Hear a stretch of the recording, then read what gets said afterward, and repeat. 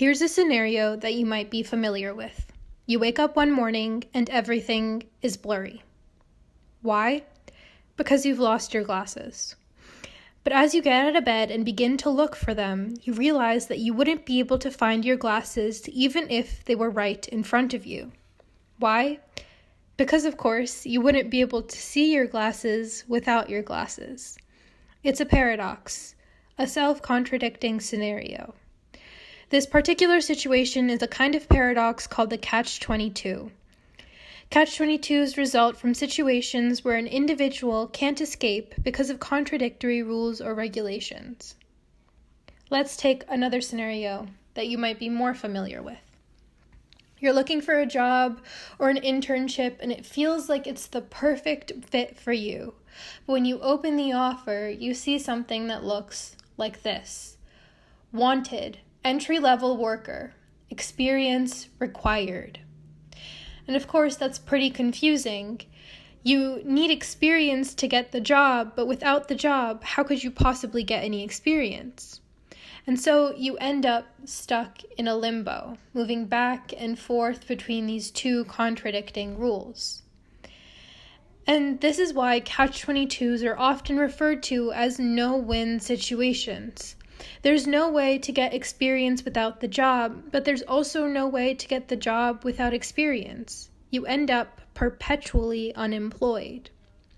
The paradox comes from a novel by Joseph Heller with the same name. The satirical war drama follows the life of a captain during World War II, and in one scene, the captain is trying to get out of active duty. To get out of active duty, however, you need to prove that you're verifiably insane. To prove that you're verifiably insane, you need to ask for an evaluation. But asking for an evaluation automatically disqualifies you from being insane for, and I quote, "A concern for one's own safety in the face of dangers that were real and immediate was the process of a rational mind." So Joseph Heller creates a situation where there's no possible way to get out of active duty, whether you were insane or not. And this is why Catch-22s are often associated with abusive power structures. After all, a no-win situation for you means a win-win situation for the structure that enforces these rules. And although people associate the Catch-22 with frustrating bureaucratic mishaps, the paradox can stretch far beyond our human power structures. For example, quantum physics. And bear with me here. Let's say there's an electron spinning in space.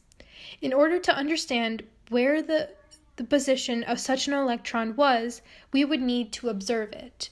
But according to the rules of quantum physics, the very act of observation disrupts the position of the particle. And so it's another Catch-22.